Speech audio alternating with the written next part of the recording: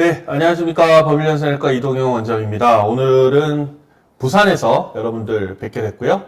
네, 여기는 서면에 있는 저희 스튜디오입니다. 네, 오늘은 콩팥병 무엇이든 물어보세요 시간인데요. 요 전에, 이제 한 달 사이에, 조금, 있었던 일들하고, 중요한 내용들, 좀 오늘 전하고자 하는, 내용들을 조금 먼저 여러분들 좀 보여드리고 그 다음에 진행할 수 있도록 그렇게 한번 해보겠습니다. 화면 좀 띄워주시죠. 네, 지금 잘 보이시나요? 화면이? 네, 이제 보이기 시작하네요. 화면이. 제가 2주 전에 주말에 오사카에서 열린 일본 재택혈액 투석연구회에 다녀왔습니다. 저희 신장학회에 재택혈액투석연구회가 있거든요.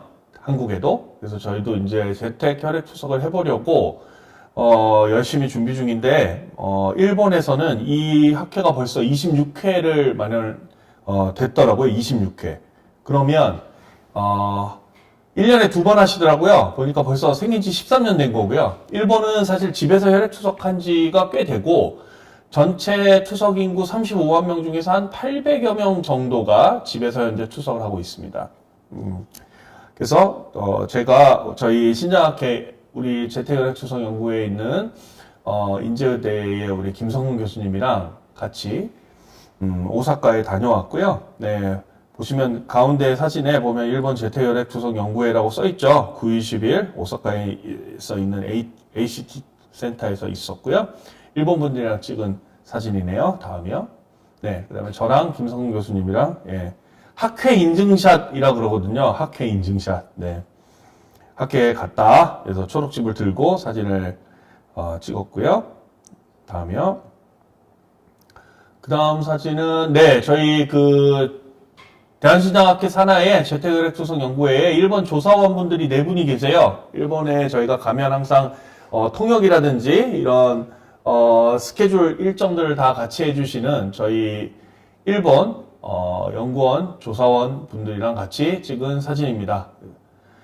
이 사진은 이제 일본에 재택혈액 투석을 꽤 많이 하고 있는 병원 원장님이세요. 일본에 이제 개인 병원 원장님들도 이 의료법인을 설립해서 병원을 막 서너 개씩 하시는 분들도 있는데 여러분들 보실 때 제 왼쪽에 키가 좀 작으신 분, 전형적으로 일본 분처럼 생기셨다고 다들 그러시던데, 네, 닥터 하하라라고, 일본의 도쿄 다이얼리시스 프론티어 그룹, 일본은 그룹이라는 표현을 쓸 수가 있더라고요.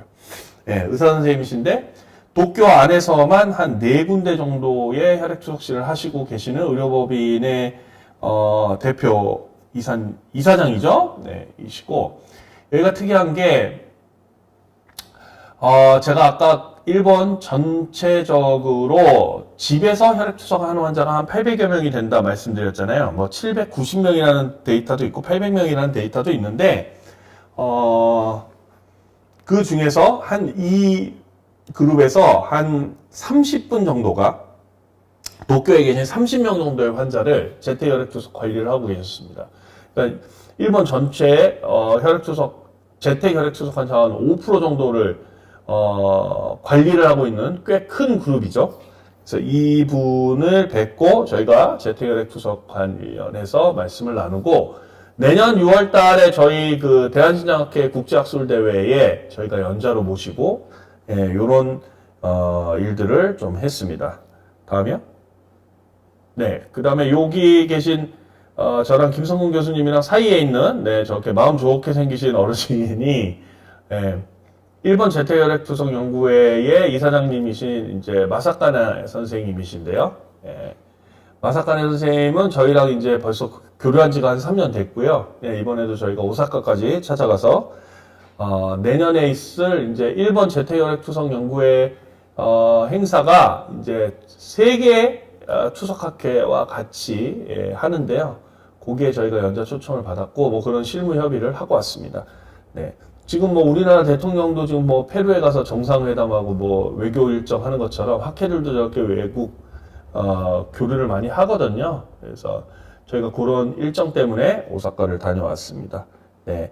지금 질의응답들을 많이 올려주고 계시는데요. 네. 질문들 많이 올려주십시오. 저희가 앞에, 뒤에 조금 필요한 꼭지를 조금 더 말씀드리고, 제가, 질문 올려드린 거는 답변을 다 드릴 예정이니까 편안하게, 올려주시고요. 또 많이 들어와 주고 계시는데, 예, 많이 들어오셔서 질문 많이 남겨주십시오.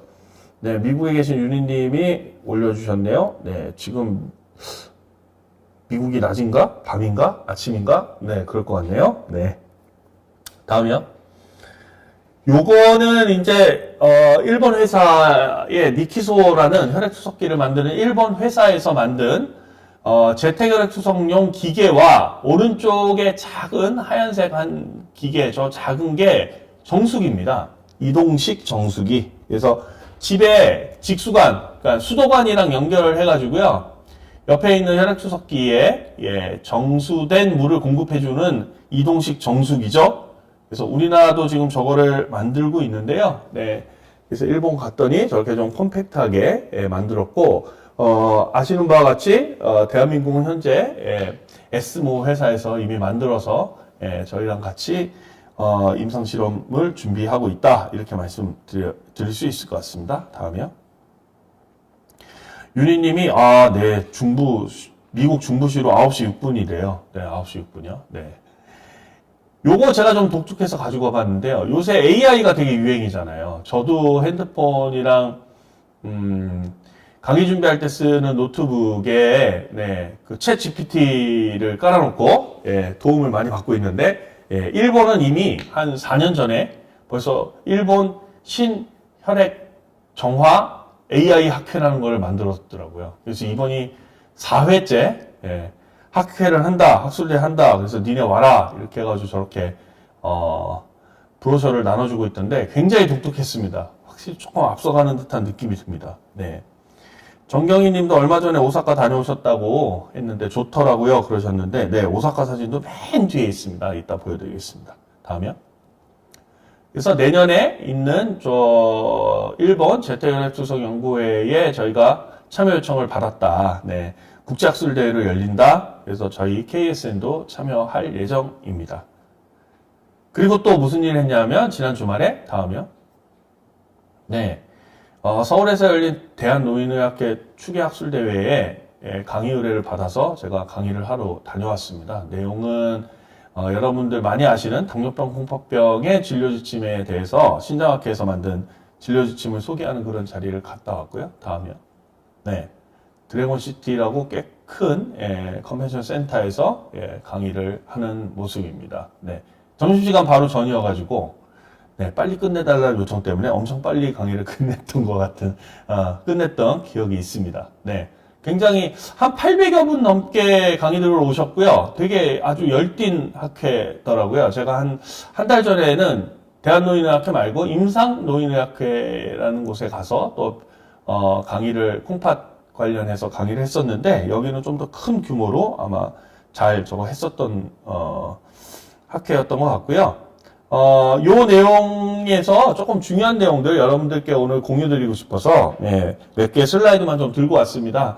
질문 올라오는 동안에 요런 내용들 잠깐 소개를 좀 시켜드릴 테니까요. 들으시면서 궁금하신 내용들 계속 올려주시면 좋을 것 같습니다. 네. 다음이요.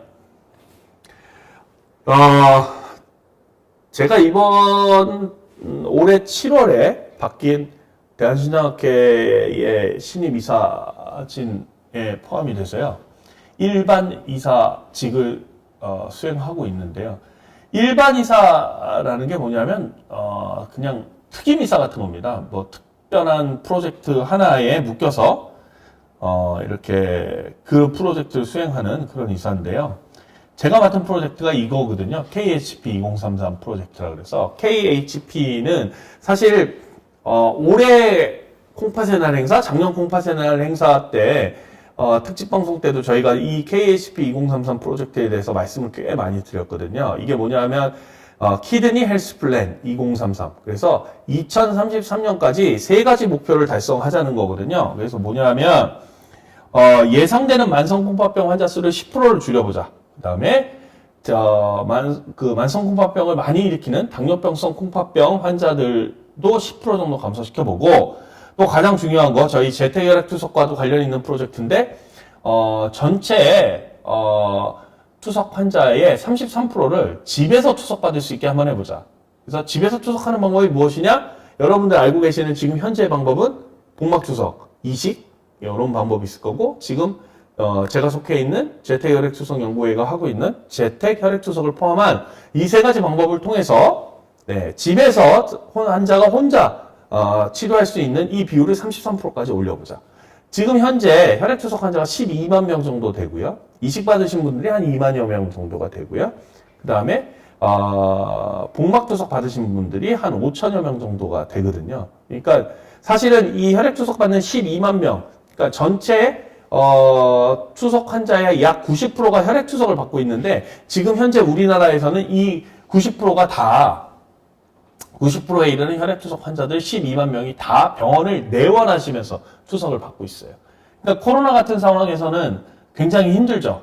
예, 왔다 갔다도 힘들고, 또 국민이 이제 부담하고 있는 의료비, 이런 의료비 청구에 관한 부분에서도 꽤 큰 부담으로 작용한다. 그래서 환자가 혼자 집에서 치료할 수 있는 상황이 된다 그러면 이런 의료비 지출이 줄어드는 것들은 사실은 뭐 일본, 미국을 비롯해서 뭐 유럽, 특히나 이제 북유럽이나 오스트레일리아를 포함한 이런 태평양권이라고 하나요? 그쪽에 있는, 저희는 이제 안즈라는 표현을 써요. 오스트레일리아, 뉴질랜드에서 ANG. 그래서 이쪽에서는 이미 검증이 된 데이터들이어서 환자를 가능하면 집에서 치료할 수 있게 해보자. 이런 프로젝트입니다. 그래서 궁극적으로 이게 실천이 되려면 제일 중요한 거는 당뇨병성 홍파병 환자를 줄여야 돼요. 그 이유는요, 다음이요. 저희가 현재 아까 말씀드린 것처럼 말기 콩팥병 환자 현황이 2021년 데이터인데요. 지금 2024년 기준으로 하면 저보다 훨씬 더 많을 거라고 봅니다. 2021년에 전체 말기 콩팥병 환자가 12만 명 정도 됐는데, 그 중에서 90%, 80% 정도가 혈액투석하고 있고, 지금 현재는 혈액투석 환자만 12만 명이 넘을 거라고 보고 있고요. 다음이요. 중요한 거, 항상 저희가 말씀드리지만 말기 콩팥병의 원인 질환의 50%는 뭐다? 당뇨병입니다. 그래서 이 당뇨병으로 인해서 투석을 받거나 이식받아야 되는 환자들이 꽤 많은데, 역으로 이런 당뇨병 콩팥병의 발병 비율을 10% 정도 줄일 수 있다 그러면 전원 환자들 발생률도 분명히 줄일 수 있을 거다라는 가정 하에서 저희가 KHB2033을 시작을 하게 됐고요. 그래서 이런 당뇨병 콩팥병을 어떻게 줄일 거냐? 당뇨병을 보는 모든 의사 선생님들이 같은 가이드라인을 가지고 치료를 하고 또 저런 당뇨병 콩팥병 환자들을 발견할 수 있다 그러면 분명히 도움이 되겠죠. 그래서 저희 학회가요, 다음이요. 이런 걸 만들었습니다. 대한신장학회가 올해 3월 달에 당뇨병 콩팥병 진료 지침이라는 걸 만들어가지고 배포를 하기 시작했고요. 저희가 이제 여러 학회들을, 저희 신장학회 말고 다른 여러 학회들을 다니면서 이런 당뇨병 콩팥병 진료 지침에 대해서 많이 홍보도 하고 강의도 하고 있습니다. 그래서 지난 주말에 제가 했던 게 이 당뇨병 콩팥병 진료 지침에 대한 내용을 노인의학회 회원님들께 소개를 하고 협조를 구한 거죠. 이렇게 치료를 좀 해 주십시오. 중요한 내용들은 뭐냐면, 다음이요. 우리나라 콩팥병 환자, 당뇨병 환자가 현재, 정확히 말하면 현재는 아니군요. 저 데이터가 2020년 데이터니까요. 당뇨병으로 진단받아서 약을 드시는 분들이 한 600만 명 정도 되고요. 30세 이상 성인의 한 16.7%, 저희 한 18% 정도라고도 말씀드리는데, 그 정도 되는 환자들이 당뇨병을 가지고 있고요. 당뇨병 콩팥병만 놓고 보면 10년 전 데이터긴 한데요. 전체 만성 콩팥병, 그러니까 투석 말고요. 그냥 콩팥병 환자 중에 한 12% 정도는 당뇨병 콩팥병 환자들이고, 단백뇨의 비율은 23.9%, 그러니까 4명 중에 1명이죠. 그 다음에 아까 말씀드린 것처럼 말기 콩팥병에 이르렀을 때 당뇨 환자의 비율은 50%다. 그래서 이 당뇨병 콩팥병의 발병률을 줄여야만 투석으로 이르는 환자 수도 줄일 수 있고, 국민의 어떤 의료비 부담도 줄일 수 있을 거다. 다음이요. 그래서 제일 중요한 건 이거죠. 그러면 당뇨병 콩팥병을 어떻게 진단할 거냐? 그 다음에 이게 언제쯤 저 같은 콩팥 전문의들한테 협진을 해야만 하는 것이냐?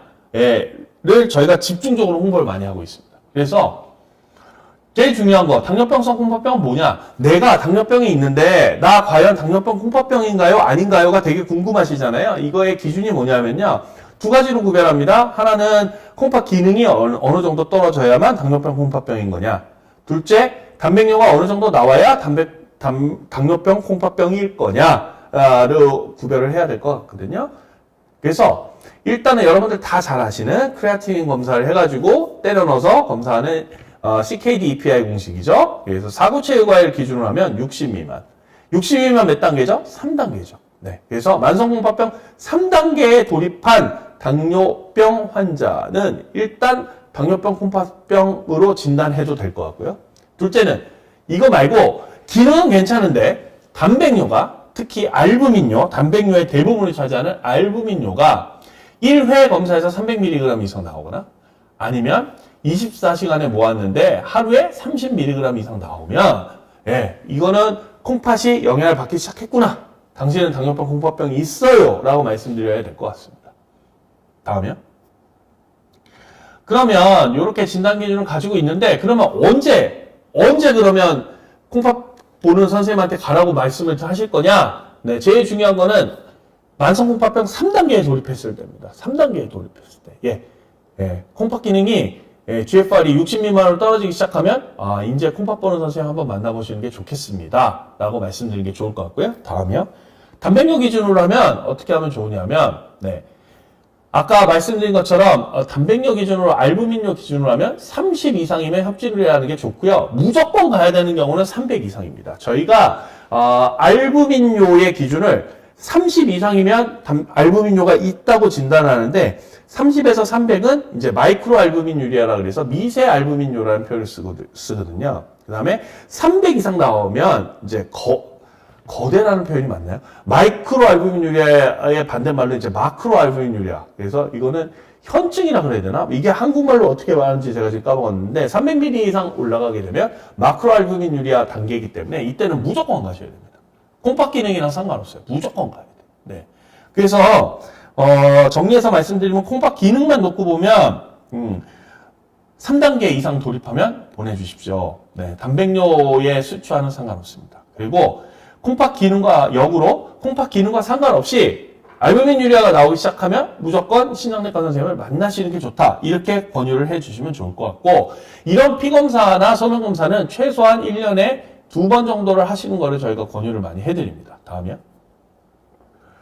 그리고 무조건 이거 외에도 무조건 신장내과 전문의한테 가셔야 될 임상 지표들이 여러 가지가 있는데 저 중에서 이제 요독 증상이나 징후 악화는 투석 전문의를 만나셔야 될 정도의 수준인 거죠. 당장 투석을 하셔야 될 수도 있는 정도의 상태이기 때문에 저런 경우에는 무조건 가시는 게 좋을 것 같습니다.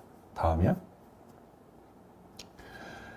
약물치료 부분도 이번에 말씀을 드렸는데 가이드라인이 많이 바뀌었어요. 사실은. 그래서 지금 현재 저거는 저희가 만든 가이드라인이기도 하지만 사실 당뇨병 학회에서도 저런 가이드라인을 준용을 하고 있거든요. 제일 중요한 거는 처음에 진단 당시에 당화혈색소 3개월 평균치의 혈당 수치가 높은 경우 9.0% 이상이면 공복이 거의 300 넘는다는 얘기거든요.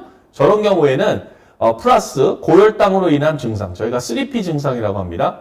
다음 단뇨, 이게 체중 감소, 뭐 이런 거요. 다음 단뇨, 다식이죠, 사실은. 자꾸 먹는 이유가 이제 몸무게 자꾸 빠지고, 그러기 때문에 이제 계속 공복감을 느끼거든요. 그래서 계속 먹습니다. 그래서 저희가 저거를 이제 3P라는 표현을 써요. 그래서 폴리유리아, 폴리파기아, 그 다음에 폴리딥시아. 이렇게 3개, 3P라고 얘기를 하는데, 저런 증상이 전형적으로 있으면서 당화혈색소가 9% 이상이면 무조건 인슐린 맞아야 됩니다. 왜냐하면, 처음이라도 인슐린을 써서 췌장을 좀 쉬게 해줘야지 안 그러면 췌장이 지쳐서 완전히 셧다운이 돼버려요. 그래서 진단 초기에 전원 환자분들은 그냥 아예 인슐린으로 빠지는 거고요. 그렇지 않은 경우라 그러면 1차 약제는 지금 딱 정해져 있어요. მეტ폴민 플러스 SGLT2 억제제. 네, 다파, 엠파 뭐 이렇게 해가지고 요새 막 심장약이냐 콩팥약이냐 내분비약이냐 가지고 항상 싸우고 있는 그 약입니다. 근데 중요한 거는 저 1차 약제를 쓰기 위해서는 적어도 콩팥 기능이 3단계 정도는 돼야 돼요. 4단계, 5단계에서는 안 쓰는 게 좋습니다. 그래서 진행된 콩팥병이라고 제가 항상 말씀드리는 만성 콩팥병 4단계 이상, 그러니까 30 미만이죠.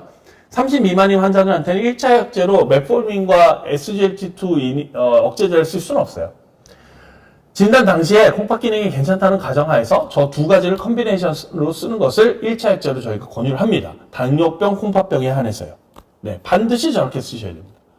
그 다음에 그럼에도 불구하고 혈당이 높다. 그러면 GLP-1 수용체 작용체를 씁니다. 이거는 요새 뭐 유행하는 세마그로타이드, 뭐 위고비도 있겠지만 사실은 위고비는 비만에 좀 더 특화된 약들이고요. 이거 말고도 뭐 트루이시티를 비롯한 여러 가지 그 인슐린과 같이 쓸 수 있는 SGLT1 그 수용체 작용체들이 있거든요. 그래서 그런 제제들을 쓸 수가 있습니다. 네. 그리고 그럼에도 불구하고 안 떨어지면 저희가 알고 있는 이런저런 여러 가지 약들을 쓸 수 있는데 재밌는 거는 저 그림에서 보시면 1차 약제에 보면요. 그림이 저렇게 붙어 있어요. 메폴민 옆에는 심장 그림이 있고요. SGLT2 억제제 옆에는 심장과 콩팥이 붙어 있죠. 저게 무슨 뜻이냐면 1차 약제에서 저거 두 개를 쓰는 가장 큰 이유는 뭐냐면 저렇게 써야만 메폴민을 쓰면 심장이 보호가 되는 거고요. SGLT2 억제제를 쓰면 콩팥과 심장을 동시에 보호합니다. 그리고 2차 약제 보시면요. SGLT1 수용체 작용체는 두 개가 또 같이 붙어 있죠. 네, 두 개 다 보호하는 효과가 있다는 거예요. 근데 여기서 끝나고 3차 약제로 넘어가게 되면 저런 표시가 있다 없다? 잘 안 보이죠. 그죠? 아직까지 검증이 안 됐어요. 그래서 1차는 저거, 2차는 저거 이렇게 저희가 권유를 하는 겁니다. 혹시 지금 당뇨병이 있으시고 콩팥병이 걱정되시는 분들이 혹시 있으시다면 네. 자기 약이 반드시 1차 약제에 속하는지 2차 약제에 속하는지를 한번 리뷰해 보시는 거를 제가 권유를 꼭 해드리고 싶습니다. 다음이요. 그 외의 치료들은 이제 혈압하고 콜레스테롤 치료인데요. 혈압약은 제가 매일 말씀드리잖아요. 무조건 1차 약제는 라스 억제제, 그러니까 AC 이니비터나 ARB 제제를 쓰게 됩니다. 예, 그래서 이걸 쓰게 되면 가능한 최대 용량까지 쓰라는 거예요. 왜 그러냐면 그래야만 저기 그림 붙어 있는 것처럼 콩팥하고 심장 보호 효과가 탁월합니다. 그리고 그럼에도 불구하고 알부민료가 계속 지속이 된다 그러면 요새 아주 유행하고 있는 MRA 제동, 예, 상품명이 케렌디아죠. 예, 케렌디아를 쓰라는 거예요. 네, 그래서 이걸 이제 한국말로 바꾸면 되게 길어요. 비스테로이드 무기질 부심피질 호르몬 수용체 기량제. 이름이 더럽게 어렵죠. 저희는 그냥 줄여서 MRA라는 표현을 씁니다. 미네랄로 콜티코이드 리셉터 안타고니스트. MRA. 상품명은 케렌디아. 케렌디아를 실제로 지금 많이 쓰고 있고요. 써보면 알부민료가 진짜 많이 줄어요. 진짜 드라마틱하게 줄어요. 근데 중요한 거는 여기에 포타슘 추적이라고 나와 있는데 저 약 제제들이 다 칼륨 올리거든요. 그래서 칼륨이 올라가는지를 봐야 되고요. 첫째는. 두 번째 문제가 뭐냐면요. 크레아틴 수치가 오르는 것처럼 보여요. 그래서 얼마 전에 저희 후배가 외래에서 저 약을 쓰고 저한테 연락이 왔어요. 단백뇨가 300이 넘는 환자한테 저거 썼더니 20도 안 나오더라. 너무 좋더라. 근데 크레아틴이 1.0 정상에서 2.4까지 올라가지고 어떻게 해야 될지 모르겠다. 그런 경우에 끊어야 돼요. 50% 이상 오르면 끊으라고 돼 있거든요. 눈물을 머금고 끊었을 겁니다. 아마 끊었을 겁니다. 네. 그런 문제가 있습니다. 참 좋은 약인데, 예, 그런 문제가 있어서 반드시 신장내과 전문의와 상의해서 쓰시는 거를 권유를 해드리고 싶고요. 지질내사, 콜레스테롤 관련해서는 이게 조금 달라요. 당뇨병, 콩팥병에서 콩팥병을 빼고요. 당뇨병만 있는 환자들은 스타틴을 무조건 써야 돼요. 무조건 써야 됩니다. 근데, 기존에 쓰던 스타틴을 계속 먹고 있는 환자가 콩팥병을 진단을 받았을 때는 스타틴을 끊지는 않지만 스타틴을 안 먹었던 환자한테 새로 시작하진 않습니다. 네, 1차 예방을 위해서 새로 처방하진 않는다. 이게 조금 다른 점이에요. 당뇨병 환자는 무조건 쓰거든요. 1차 예방을 위해서. 근데 콩팥병이 생기게 되면 새로 어떤 약을 새로 처방하진 않는다. 저거는 이제 득보다는 실이 많아서 그런 거고요. 또 흔히 말하는 이제 협심증을 일으키는 관성동맥이 좁아지는 관성동맥 질환의 콩팥병 환자의 패턴을 보면 사실은 콜레스테롤 딱지가 않는 것보다는 칼슘 침착이 더 많이 돼요. 그래서 칼슘 침착에 대해서는 사실은 저 스타틴이 무슨 작용을 하고 있진 않거든요. 그래서 사실은 득보다는 실이 더 많더라. 이런 내용 때문에 1차 예방을 위해서 새롭게 처방하진 않는다. 이런 말씀을 드리고 싶습니다. 조금 달라요. 저게. 다음이요. 네, 이게 오사카입니다. 네, 저희가 학회장 밖에 커피 한 잔 마시러 나갔더니 부산이랑 비슷한데 오사카가 부산이랑 또 다르더라고요. 저렇게 보니까. 네, 되게 맑고 좋았습니다. 지금은 되게 추울 거예요. 저기도 오사카도. 네, 근데 갔더니 되게 날씨가 좋더라고요. 저 앞에 보이는 배 중에 하나가 부산 오사카를 왔다 갔다 하는 크루즈랍니다. 네. 크루즈를 타고 오사카에 가면 한 3일 정도, 3, 4일 걸린대요. 예. 나중에 시간이 나면 꼭 한번 가보고 싶더라고요. 참 좋았습니다. 이게 아마 마지막 장입니다. 자, 이제 질문 좀 받아볼게요. 네. 그 사이에 질문들이 좀 올라왔네요. 네. 제가 지금 패드를 좀 보고 있고요. 질문을 좀 받아보겠습니다. 착한 맛 던지네스 통계님이, 네, 이름이 되게 재밌으시네요. 42살 42세 남자분이시고요. 혈압이 있으셔서 프리토플러스하고 아모디핀, ARB하고 CCB를 드시고 있고요. 자심실 비대가 있어서 있으시고요. 심전도를 잘 찍으셨나봐요. 현재 혈압은 116에 65 좋으시네요. 혈압 외에 디스크 때문에 세레브렉스랑 릴리카를 드신대요. 혈압약 꾸준히 먹고 조절되면 신장합병증은 올 확률이 떨어지나요? 네, 그렇습니다. 네, 당연히 그렇죠. 네, 혈압 조절 잘 하시면 진짜 좋고요. 타겟 혈압은 130 미만입니다. 위의 혈압. 그러니까 수축 혈압 130 미만으로 유지하는 걸 저희가 권유를 많이 해드리고요. 항상 말씀드리지만 당뇨병이 있으신 고혈압 환자들은 콩팥병 예방을 위해서는 위의 혈압을 120 미만까지 떨어뜨리면 더 좋다. 근데 이분은 지금 현재는 당뇨는 없으시기 때문에 130 정도로 유지하셔도 문제는 없을 것 같고요. 세레브렉스를 이제 장기 복용하는 거에 대한 조금 리스크는 좀 있을 수 있죠. 그래서 저게 이제 소염진통제이기 때문에 콩팥에 조금 영향을 줄 수 있다는 점 꼭 알고 계셔야 될 것 같습니다. 현재로서는 콩팥 기능이 어떠신지 모르겠는데 1년에 한 번씩은 꼭 피검사와 소면검사를 통해서 콩팥 기능이 괜찮은지 단백뇨는 없는지 꼭 확인을 해보셨으면 좋겠습니다. 고준철님께서 사고체외과율에 대해서 궁금한 점이 있습니다. 60에서 200이 정상이라는데 200이 넘으면 뭐가 안 좋고 60보다 낮으면 뭐가 안 좋은가요? 수치는 정상인데 궁금해서요. 요건 제가 항상 말씀을 드리는 부분인데요. 만성콩팥병은 5단계로 구별하죠. 네, 제가 항상 손가락을 피라고 항상 말씀드리잖아요. 1단계부터 5단계. 숫자는 올라갈수록 안 좋은 거예요. 그 기능은 올라갈수록 떨어지는 거고요. 그래서 1단계는 90점 이상, 2단계는 60에서 90, 3단계는요 30에서 60, 그 다음에 4단계는 15에서 30, 5단계 15 미만일 때 말기 콩팥병이라는 표현을 쓰고요. 이식이나 투석을 하셔야 되는 단계죠. 사실은 콩팥 기능의 정상 수치는 한 100 정도를 봅니다. 그러니까 200이라는 수치는 사실 나올 수도 있어요. 어차피 계산식이기 때문에 나올 수도 있지만 200이나 100이나 사실 정상인 건 마찬가지입니다. 그 다음에 60 이상을 정상으로 본다는 거는 이제 만성콩팥병 3단계까지는 그래도 저희가 식이 조절 없이 그냥 일반 식이를 하시면서 저염식 정도를 하시면서 버티실 수 있는 정도 단계이기 때문에 그렇게 말씀을 드리는 건데요. 그러면 200보다 100이 안 좋은 거냐? 그렇진 않아요. 네, 그렇진 않습니다. 이거는 계산하기 나름이기 때문에 수식의 문제이기 때문에 그렇고요. 3단계 이상, 4단계, 그러니까 30에서 60을 넘어서 4단계, 30 미만으로 돌입을 하게 되면 이제 진행된 콩팥병이라고 말씀을 드리고 인이라든지 칼륨 조절식, 그 다음에 여러 가지 이제 제한들이 많이 붙게 되죠. 그래서 다루는 겁니다. 60보다 낮으면 그래서 뭐가 안 좋으냐? 네, 30 밑으로 떨어지면 진행된 콩팥병이라고 말씀을 드려야 되고 여러 가지 조절을 받으셔야 됩니다. 라는 게 정답일 것 같네요. 이창님께서 건강검진에서 갑상선 관련 검사에서 칼슘이 정상보다 높게 측정됐는데 이런 수치가 신장 결석 같은 것들을 유발하나요? 만약 그렇다면 어떻게 관리해야 할까요? 네, 가능성은 있어 보이죠. 가능성은 있어 보입니다. 근데 중요한 거는 왜 칼슘이 높게 나왔는지 원인을 찾아보셔야겠죠. 혹시나 뭐 약에서 비롯되는지, 아니면 뭐 다른 내분비대사에 질환이 있는 건지 이런 부분은 꼭 찾아보실 필요가 있을 것 같습니다.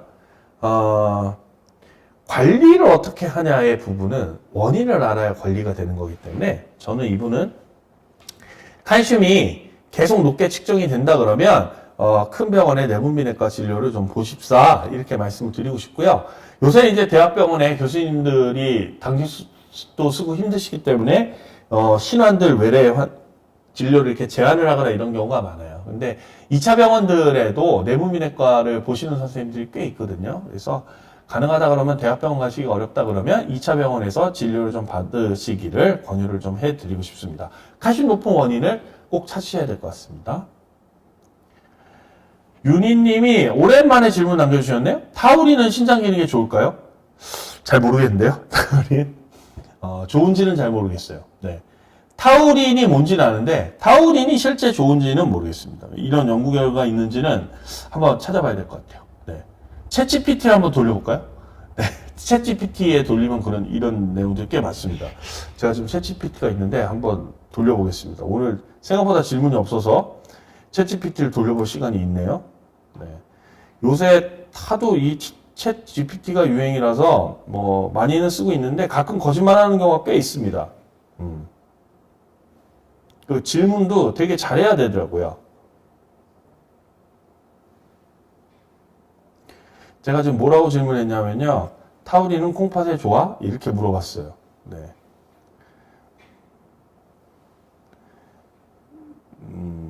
그러네요. 네. 제 예상이 정확하게 맞네요. 네. 이렇게 얘기하고 있어요. 타우린은 전형적인 아미노산 성분 중에 하나잖아요. 그래서 진행된 콩팥병에서는 저희가 단백식이를 제한을 하기 때문에 타우린을 진행된 콩팥병 환자들한테는 많이 드시는 거는 별로 권유하고 싶진 않다. 이렇게 제가 말씀을 드리고 싶었는데 여기에 정확하게 그렇게 나오네요. 이거에 대한 연구의 결과가 있느냐? 왜냐하면 이게 이제 타우린이 항산화 작용이 있다고 알려져 있기 때문에 이론적으로 보면 이제 도움이 좀 될 것 같은데 지금 보니까 동물 연구에서는 그런 데이터가 있는데 사람 대상 연구는 없대요. 그래서 지금 뭐라고 말씀드리긴 좀 어려울 것 같고요. 그 다음에 아까 말씀드린 것처럼 진행된 콩팥병 환자한테 타우린을 과다 복용시키는 거는 과도한 단백질 섭취가 될 수 있기 때문에 조금은 부담이 될 수 있겠다. 이렇게 설명을 드리는 게 정답일 것 같습니다. 네. 근데 이런 내용도 있네요. 음식으로 섭취하는 타우린은 건강한 신장 기능을 가진 사람에게는 전혀 문제가 되지 않습니다. 이렇게 되어 있네요. 네. 이것도 마찬가지입니다. 항상 이렇게 골고루 드실 때 들어가는 이런 성분들은 크게 문제가 안 되니까 그런 부분 참고해 주시면 좋을 것 같습니다. 방랑객원님이 70대시고요. 왼쪽 콩팥에 물혹이 5.7cm. 오휴, 꽤 크네요. 수술이 필요하나요? 그럴 수도 있고 아닐 수도 있습니다. 왜냐하면 본인의 콩팥은요, 제가 항상 말씀드리잖아요. 이렇게 본인 손을 꽉 쥐시면 요 주먹 크기가 본인 콩팥 크기 정도 되거든요. 한 성인 기준으로 하면 10cm 정도가 됩니다. 근데 요 10cm 공간이 캡슐 안에 꽉 쌓여 있거든요. 근데 이 안에 5.7cm의 지름의 물혹이 들어있다는 거는 이 캡슐 안에 어마어마한 압력이 안에서 작용하는 거예요. 이 5cm짜리 이렇게 파고들고 있는 거잖아요. 통증이 있을 수도 있고요. 그 안에 염증이 생기면 혈뇨가 오거나 열이 날 수도 있고 여러 가지 문제가 있기 때문에 이분은 사이즈가 꽤 큽니다. 5.7cm가 사실이라면 진짜 큰 거고요. 아마 5.7mm를 잘못 써주셨을 가능성이 있어 보이는데 5.7mm, 1cm 미만의 물혹이라면 큰 걱정은 안 하셔도 되겠지만 진짜 5.7cm가 맞다 그러면 지금이라도 당장 비뇨의학과 진료를 보시기를 권유를 해드리고 싶습니다. 전체 콩팥 크기가 10cm인데 5.7이면 절반 이상 크기잖아요. 네, 그러니까 반드시 그거는 보셔야 될 것 같습니다. 청솔모님께서요, 57세 남자분이시고요, 3년 전에 당뇨합병증으로 이식을 받으셨네요. 현재 면역 억제제 복용 중인데 녹차를 마시면 안 되나요? 단백질을 제한해야 하나요? 크레아틴인 수치는 0.94, 체중은 64kg. 결론부터 말씀드리면요, 다 드셔도 돼요. 네, 왜냐하면 그러려고 이식하신 거잖아요. 신장 이식을 하는 이유는 정상 생활이랑 거의 유사하게 살기 위해서입니다. 네, 이런 걸 제한하면 안 되겠죠. 당뇨가 있으시니까 혈당 조절 이런 건 계속 잘 하셔야 될 거고요. 왜냐하면 콩팥이 비슷한 속도로 기능이 떨어지실 수 있단 말이에요. 관리를 안 하시면. 지금 현재 크레아틴 수치 정상이시기 때문에 사실 상관없습니다. 녹차 약간의 카페인이 들어있고 뭐 이런저런 뭐 이 전해질들이 들어있지만 지금 정상 콩팥 기능이라고 생각하셔도 되기 때문에 드시는 건 아무 문제 없습니다. 네, 드셔도 좋습니다. 지란지교님, 네, 아니네요. 승현리, 이승현님이 먼저 가봐요. 혈당 측정은 공복 혈당이 좋은가요? 네. 재신남은 공복을 권유를 해드리고요. 식후는 식후 2시간을 포인트로 잡습니다. 저희가 그래서 집에서 재는 혈당은 공복 혈당 또는 식후 2시간 혈당을 재주시면 제일 좋고요. 이두저도 싫으시면 요새 이제 연속 혈당 측정기 있잖아요. CGM이라고. CGM을 붙이시는 거를 저는 많이 권유를 해드리고 있습니다. 요새 이런 핸드폰 앱이랑 연동이 돼가지고 본인 붙어있는 CGM에서 실시간으로 본인 혈당 데이터가 넘어오게 하는 이런 기술들이 굉장히 발전을 해 있거든요. 그래서 이런 경우에는 저는 그냥 하셔도 괜찮을 것 같다는 생각 드립니다. 네. 다음은 김미화님이 2021년인가 봐요. 건강검진에서 수신증이 나왔고, 네. 24년 올해 검진에서 수신증이 또 나와서 복부 CT 검사를 했는데 수신증에 대한 언급이 없습니다. 비뇨기과 검사를 해야 하는지 궁금합니다. 62세 여성입니다. 아마 앞에서 수신증이라고 했을 때는 초음파를 하셨을 것 같고요. 올해도 초음파에서 그렇게 보여서 CT 검사를 찍으셨는데 CT에서 안 보이면 수신증일 가능성 그렇게 많지 않아 보이네요. 네, 그래서 하지만 확인을 위해서는 한번 진료를 보시는 거를 저는 권유를 해드리고 싶습니다. 왜냐하면 2번 연속 그렇게 보였을 만한 이유가 뭐인지가 더 궁금할 것 같거든요. 제가 봐서는. 그래서 피뇨기과 진료를 한번 보시면 어떨지 싶고요. 가셔서 추가적으로 검사를 한다기보다는 CT를 찍으신 걸 복사를 해가지고 가셔서 선생님을 보여드리면서 진료를 좀 받으시기를 권유를 해드리고 싶습니다. 뭐가 수신증처럼 보이게 했는가? 초음파상에서. 이게 쉽게 수신증을 진단하진 않거든요. 그래서 한번 확인해 보실 필요 있을 것 같습니다. 지난지교님이 안녕하세요. 이번 검진에서 크레아틴 수치가 이전보다 낮게 나와서 문의드립니다. 콩팥은 나이가 들수록 계속 나빠지는데 크레아틴 수치가 낮아질 수도 있나요? 이게 좀 헷갈리시면 안 되는 게요. 크레아틴 수치가 낮아진다는 거는, 그러니까 1.0이었다 0.5가 된다는 거는 콩팥 기능은 좋아진다는 뜻이에요. 크레아틴 수치는 낮으면 낮을수록 콩팥 기능이 좋아지고 있는 거거든요. 그래서 크레아틴 수치 낮아질 수 있죠. 네, 크레아틴 수치가 낮아지는 원인 중에 제일 많은 거는 체중이 너무 많이 빠져서, 근육량이 빠져서, 이러면 크레아틴인의 절대적인 수치가 줄어들거든요. 그래서 떨어지는 경우를 제일 흔하게 봅니다. 그게 아니라면 크레아틴 수치가 오히려 낮아지는 거는 콩팥 기능이 좋아진다는 걸 뜻하기 때문에 이거는 나이랑은 나이 드는 거와는 지금 거꾸로 가는 거라고 보시면 좋을 것 같습니다. 이게 아마 이 GFR이 떨어지는 걸 이렇게 표현하셨는지는 잘 모르겠네요. 하여튼 크레아틴만 놓고 보면 그런 의미라는 거 말씀드리고 싶고요. 엔젤님이 오래간만에 들어오셔서 질문 주셨네요.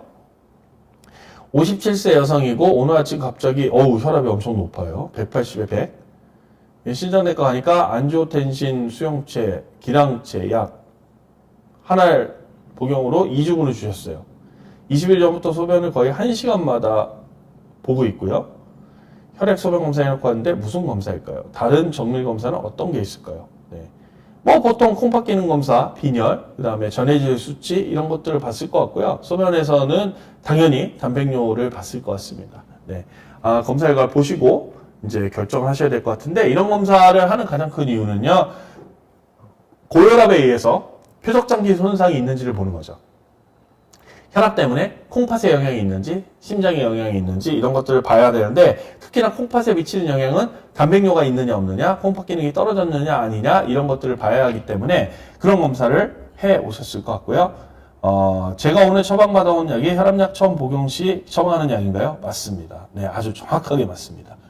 약 선택을 아주 잘하셨어요. 그래서 그대로 하시면 될 것 같고 혈압이 많이 오른 게 소변 자주 보는 것과 연관이 있을까요? 아닙니다. 네, 그거와는 상관이 없고요. 계속 그러시면 이거는 비뇨기과 선생님이랑 상담을 좀 해보시는 게 좋을 것 같습니다. 네, 방광 기능, 과민성 방광이나 이런 가능성이 좀 높아 보이네요. 3, 4년 전에 혈압이 120에서 150 정도 나왔으니까 지금 이제 혈압이 많이 오르시면 고혈압 진단이 되실 가능성이 좀 높아 보이네요, 현재님. 네. 다음은요, 라비8310리 님이 건강검진하면 혈뇨가 계속 나오는데 신장내과로 가면 될까요? 어떤 검사를 하게 되는지 궁금합니다. 그러셨어요. 나이하고 성별을 알려주셨으면 더 좋았을 텐데, 젊은 분이라 그러면, 예, 그러다 마는 경우도 왕왕 있어요. 그리고 두 번째 포인트는, 예, 혈뇨만 있는 거냐, 단백뇨가 같이 있는 거냐. 이거에 따라서 검사 방법이 천차만별로 바뀌거든요. 일단 제일 중요한 거는 단백뇨가 있느냐 없느냐를 먼저 검사를 하시게 될 거예요. 그래서 단백뇨가 없다 그러면 혈뇨 단독이라 그러면, 예, 콩팥 기능에 이상이 없다 그러면 조금 지켜보시는 경우가 많습니다. 6개월 만에 검사하면서 자연스럽게 없어지길 바라면서. 근데 단백뇨가 있다 그러면 얘기 틀려져요. 그러면 단백뇨의 양도 재야되고요. 콩팥에 대한 어떤 구조적인 검사, 초음파를 통해서, 그 다음에 콩팥 기능 검사라든지 여러 가지 검사를 같이 하셔야 될 겁니다. 또 다른 지병이 있느냐 없느냐를 보시게 될 거고요. 근데 아이솔레이티드 헤마츄리아라 그래서 우리가 고립성 혈뇨라는 표현을 씁니다. 혈뇨만 있는 경우라면, 예, 그냥 지켜보는 경우가 많습니다. 네. 2월421님이 무릎이 안 좋아서 정형외과에서 소염제를 받아서 드시는데, 소염제 먹으면 무릎 통증은 없어지고 좋은데 콩팥이 망가지는 건 아닌가 걱정됩니다. 복용 중에는 몸에 붓기가 느껴지고 유린 스틱 해보면 단백뇨가 약간 나오고 복용 중 나오면 정상 나오고 계속 소염제를 복용해야 할까요? 참 어려운 질문이에요. 이게. 이분은, 네, 엔세리를 드시면 부을 수 있습니다. 끊으면 좋아져요. 맞습니다. 네. 콩팥에 영향이 있는데 이걸 아주 굉장히 센시티브하게 느끼시는 분이에요. 근데 아플 때는 드시라고 밖에 말씀 못 드려요. 어쨌든 간에. 안 아픈 게 더 좋으니까. 어쨌든 간에. 근데 지금 상황이면 아직 규칙적으로 콩팥 기능 검사를 좀 해보시는 거를 권유를 해드리고 싶고, 단백뇨가 생긴다든지, 단백뇨가 심해진다든지, 붓기가 심해진다든지, 또 콩팥 기능에 영향을 끼친다 그러면 중단을 고려를 하시되, 아직은 나이가 젊으시고 콩팥 기능이 정상이라고 보시면, 예, 어느 정도 회복되실 때까지는 복용을 하시는 걸 권유를 드리는데, 평생 소염제 드실 건 아니니까, 예, 당분간은 좀 드시는 걸 권유를 해드리고 싶네요. 정경환 님이 53세 투석 환자신데 미국에서 사는데 몇 년 뒤 인공신장 나온다는데 현실 가능성이 있나요? 투석은 이식 이외에는 방법이 없지요?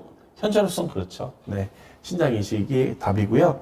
요새 이제 3D 프린터를 가지고 뭐 인공신장을 만들었네, 뭐 돼지 콩팥을 배양을 해가지고 사람한테 심었네. 네, 그래서 한 3주 정도 사시다 돌아가셨죠? 예, 미국에서요. 흑인 남성 한 분이. 사실은 비욘드에 보시면 저랑 황은민 교수랑 이제 콩팥병의 미래에 대해서 방송한 게 있어요. 한 몇 달 전에 했거든요. 그걸 보시면 최근에 아주 진짜 커팅 엣지라고 그러죠. 가장 최근의 신장학의 발전을 보실 수가 있을 건데, 시도를 많이 하고 있지만 아직까지 상용화된 부분은 없다. 그래서 현재로서는 투석의 끝에 우리가 고려해 볼 만한 것들은 이식이다. 까지가 지금 현재로서는 정상일 것 같습니다. 네, 정답일 것 같습니다. 승현님 님이 등산 같은 운동할 때 올라가는 혈압은 신장에 영향을 미치지 않나요? 쉬고 가고 이래야 하나요? 사실은요, 혈압이라는 거는요, 계속 120을 유지하는 사람은 없어요. 그건 로버트죠. 스트레스를 받거나 아프거나 뭐 운동을 하거나 이러면 당연히 오르죠. 이거는 몸의 정상적인 반응이에요. 근데 이게 콩팥에 영향을 미칠 거라고 생각하지는 않습니다. 왜냐하면 또 쉬실 때는 쉬시기 때문에. 그래서 몸이 힘들다고 느꼈을 때, 내가 휴식이 필요하다고 느꼈을 때는 쉬시는 게 좋습니다. 운동이 아무리 좋다지만, 네, 무리한 운동이 좋지 않잖아요. 그래서 힘들게 무리해서 하는 운동은 오히려 더 좋지 않다. 이렇게 말씀을 드리고 싶은데, 어쨌든 운동 중에 하는 이 정도의 혈압 변화는 우리 몸이 감내해낼 수 있을 정도다라고 생각하시는 게 맞을 것 같습니다. 2월4일님이, 네, 칼슘 높으면 부갑상선 떼어내야 하지 않나요? 왜요? 왜 떼어내죠? 칼슘이 높으면? 저 2차성 부갑상선 항진증이 심해지는 경우를 얘기하시는 모양인데, 요새 그럼에도 불구하고 잘 안 떼요. 왜냐면 먹는 양이나 주사들이 많이 좋아졌기 때문에, 예, 왜냐면 떼내더라도, 그때 제가 한번 설명을 드렸는데, 우리 몸에 부갑상선이 4개가 있거든요. 예, 여기 있는 갑상선, 뒷면에 양쪽, 이게 나비 모양으로 생겼잖아요. 이 양 날개에 하나씩 해가지고, 하나 이렇게 해가지고, 4개가 돼 있어요. 네. 그래서, 지금 하트가 뿅뿅 올라오는 거는 아마 누가 저거 쏘신 모양이네요. 감사합니다. 이따가 제가 볼게요, 한번. 네. 그래서 요 부갑상선을 4개를 다 띄는 게 아니라 대부분을 제거하고 일부는 팔뚝이나 이런 데 심어요. 예, 완전히 다 떼진 않거든요. 그렇기 때문에 이게 완치라는 개념이 별로 없더라고요. 저희가 해보니까. 네. 그래서 이런 경우에는 떼는 거를 저거하지는 않을 것 같습니다. 네. 누가 슈퍼챗을 쏘셨는데 누가 썼는지 잘 모르겠어요. 아직 안 뜨네요. 잘 모르겠습니다. 하여튼 감사합니다. 네. 누군가 슈퍼챗을 쏘셨는데 지금 제가 저게 안 되네요. 오늘 질문이 많았는데 이렇게 여유로울 게 아니었네요. 죄송합니다. 아까 끝나기 전에 말씀드리지만 오늘 질문을 다 답변 못 드린 부분은 저희 그 콩쥐파치 채널, 이동형의 콩쥐파치 채널에서 라이브를 통해서 한 번 더 방송을 하면서 답변을 드리는 시간을 갖겠다라는 말씀 다시 한번 드리겠습니다. 11월이 가기 전에 한번 하겠습니다. 꼭. 네. 언제 하지? 네, 그건 정해서 말씀드리겠습니다. 나중에. 네.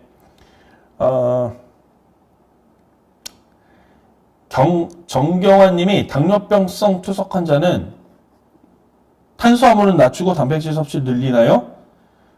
탄수화물도 늘리고 단백질 섭취도 늘렸으면 좋겠는데요? 예, 왜냐하면 살이 빠지는 게 제일 안 좋은 거라서. 예, 단백질은, 투석 전에는 단백량을 제한합니다. 키로당 0.8로. 근데 투석을 시작하면 오히려 키로당 1.2로 늘리라고 말씀드려요. 왜냐하면 투석하는 것 자체가 소모성 질환이기 때문에요. 근육이나 몸무게가 빠지면 절대 안 돼요. 그래서 가능하다 그러면, 네. 그렇게 하시는 게 좋고요. 탄수화물까지 피하실 필요가 없어요. 저혈당 생기면 큰일 납니다. 네. 그래서 둘 다 제한 안 하셨으면 하는 생각입니다. 정설모 님이 아까 셀브렉스 드시는데 최대 며칠까지 가능할까요? 이게 오래 쓰면 오래 쓸수록 농축되는 정원이 있겠지만 지금 현재는 콩팥 기능이 정상이시기 때문에 굳이 일수를 제한하실 필요는 없을 것 같습니다. 그냥 담당 선생님과 상의하셔서 필요한 만큼 쓰시는 거를 권유를 해드리고 싶어요. 네, 그냥 필요한 만큼 쓰시는 거 권유해드리고 싶습니다. 썰님이 EGFR이 60 이상, 그러니까 만성 콩팥병 3단계 이상이면 급성 콩팥 손상이 와도 크레아틴 수치가 잘 안 움직인다라는 말이 맞을까요? 아니요, 이건 아닙니다. 네, 이거는 아마 뭔가 전제나 컨디션을 잘못 설정한 내용인 것 같습니다. 아니라고 말씀드리겠습니다. 정경인 님이 고혈압 환자입니다. 콩팥병 조심해야 하는지 궁금해요. 딱 한마디로 말씀드릴게요. 아까 저 슬라이드로도 보여드렸는데 당뇨병성 콩팥병 환자의 50%는 당뇨병 때문이죠. 죄송합니다. 투석하는 말기 콩팥병 환자의 50%는 당뇨병 때문이죠. 2등이 뭘까요? 고혈압이에요. 20%. 네, 지분이 20%나 있어요.